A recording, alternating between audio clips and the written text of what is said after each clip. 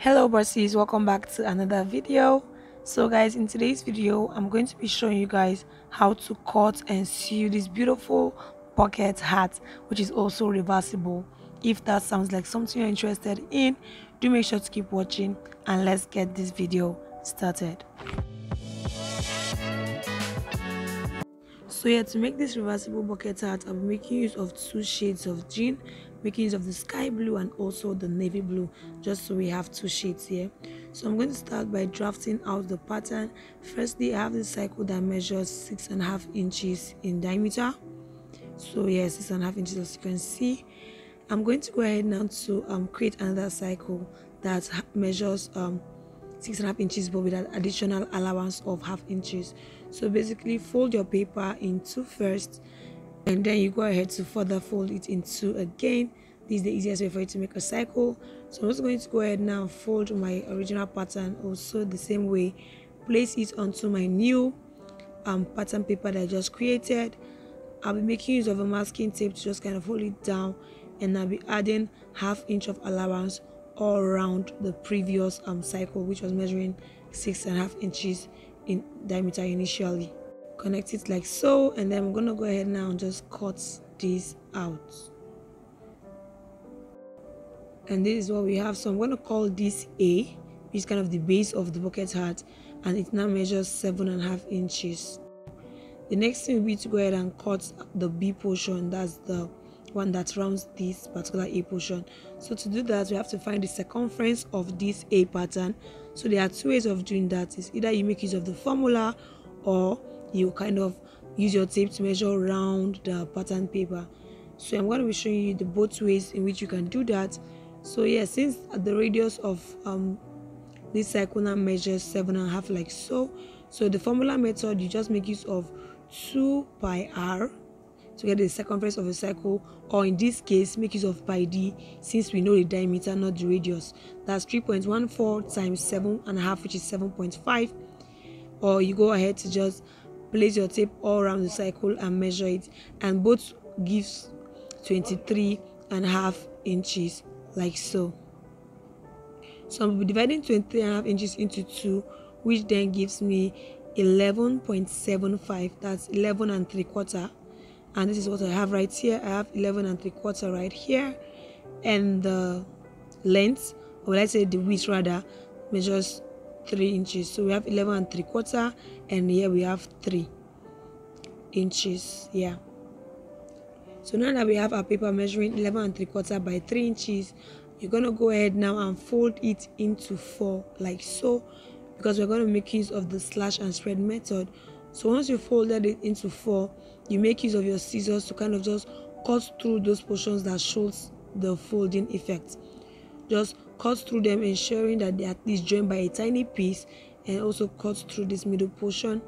And now that you've done that, I'm going to grab a new pattern paper and place this onto the new pattern paper. So make use of your masking tape to first place the beginning so that it aligns with that of the pattern paper, and then you're going to give like a demarcations of half inch in between each of those points that we just slashed through. So half inches in between all those points, then you hold them with your masking tape or whatever you want to hold them down with. And I'm just going to go ahead and just repeat this process, adding half inches in between each of those points that we slashed through. And now that I'm done, this is what I have. The next thing will be to go ahead now and just trace this out. But to trace this, I will be adding half inches of sewing allowance at the top and also at the bottom. So just add half inches all round like so. Trace all those points that you've marked. And the next thing now will be to cut this out. But before you cut this out, you go ahead with your tape and measure around the bottom part like so, because that's going to help us in cutting the C portion. So just measure it all around like so. But you're not going to be adding the half inches. So yeah, measuring it to where we have our half inches measures 13.5 inches like so. So when we are cutting our bottom portion, we're going to be making use of 13.5 inches. So just bear that in mind. Then you go ahead now and cut this out. I'm done cutting it out. Get rid of your pattern paper that was there, and this is what we have, calling this the B portion, and I'll be cutting 2 of this. The B portion will be cutting 2 of it. The next thing will be to work on the C. So like we said, 13.5 inches, you fold this in 2, and that should give you 6 3/4 also. I have my paper right here measuring 6 3/4 in length, and the width measuring 2.5 inches, as you can see. I'm also going to go ahead and fold this in 4, basically the same way we did for that of the B portion. Fold it in 4 like so. Make use of your scissors to kind of slash all through those points, ensuring that they are held by tiny bits, and you'll be grabbing a new pattern paper, but in this case you'll be folding the pattern paper in 2 like so, and then placing your pattern that you just cut through, ensuring that they both align with the new pattern paper. And for this case, you'll be adding 0.75 in between each of those points that you slashed. 0.75. You're just going to go ahead and just repeat this throughout the pattern paper, and just basically repeat the same thing we did with the B portion. Add your 1/2 inches all around the pattern paper like so. Trace it, connect it together like so. Yeah, and the next thing will be to cut this out. But before you can cut this out, I'll be adding 1/2 inch to the bottom like so, just so we have this kind of V-shaped effect that a bucket hat normally have, this kind of open effect that it has. Connect it like so, and then you go ahead to cut this out.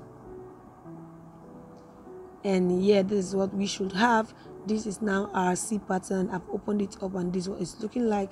I'm also going to be cutting 2 of these, so and the A will be 1. So these are now all the patterns we have: A, B, and C. A, I'm cutting 1, B 2, and C also 2. So these are the fabrics I showed you guys earlier, are 2 shades of jean. So I'm going to go ahead now and place them onto the jeans and go ahead to cut them out. I went ahead and I've placed them and I've cut them out, and this is what we have. I'm going to get rid of our pattern papers, and here, as you can see, we have each of those pattern paper, we have each of its corresponding jean shade. I hope that makes sense. So like for the C and the B, you can see that we have 2 of each fabrics, and for our A we have 1 of each. So the next thing I'm going to do now will be to go ahead now and join your B and also join your C like so. So whatever you do to the sky blue, you're also going to be doing to the navy blue. Join it together like so. And yeah, I went ahead to just join that of the navy blue, and you can see I've done everything. So I'm going to be showing you how I did that with the sky blue. So I've joined my B and my C portions, and this is what I have. The next thing will be to join them together. So to join them together, you fold your B portion in 2, notch the middle. Do the same thing for the cycle, fold them in 2 and notch the middle on both sides, just so you have the 4 corners of the cycle. And now the next thing will be to go ahead and join them together. So then to join them together, you place them right sides facing each other and ensure that all the notch points matches with the notch point, and the notch point that on the side should match up with your seam on your B portion. Hope that makes sense, and you can see that it matches up. But then when sewing it, you kind of have to open it up like so, just so it stays flat like so, and you sew it all round. I'm also going to go ahead now to notch my B portion, the bottom, and also do the same thing for the C portion. I'm also going to go ahead and just join them together in the same manner that I joined A to B, basically. So after I was done joining it together, this is what I have. It kind of looks mixed up right now, but then the end is kind of rosy. It's gonna look cute later on. So yeah, this is what it looks like. The next thing will be to go ahead now and join both caps together, just so it becomes reversible. So yeah, to make it reversible, you're going to place one over the other.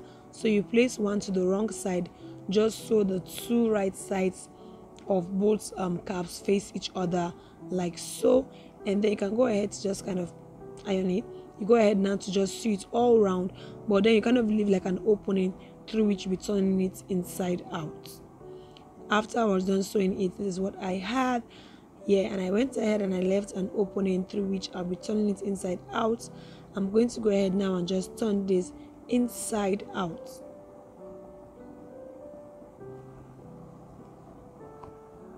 So after I was done turning it inside out, this is what I have.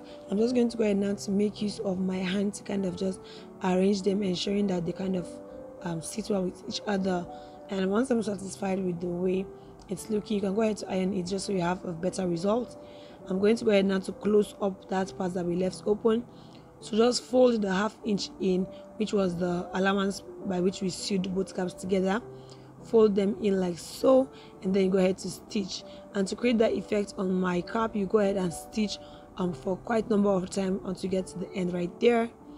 And after I was done joining it together and stitching, this is what it looks like. You can see I went ahead to give it multiple stitches all around, and this is how the other side looks like. This looks so beautiful. So I hope you guys enjoyed the video, and I hope you learned. If you did, do not forget to like, subscribe, turn on post notifications so you don't miss out on future videos. You can do well to try this out and send me pictures to Instagram. And yeah, regarding the pants that I completed this fit out with, it's already on the channel, sorry. So we already have the video up on the channel, the sewing of the cargo pants. I'll be leaving the link to that in the description box below. And our next video will be on the making of the denim tote bag. It's basically a jean tote bag, and I'm sure you won't want to miss out on that. So yeah, do make sure you're subscribed and your notification bells are turned on. Thank you guys for watching once again. Bye bye, and see you in my next video.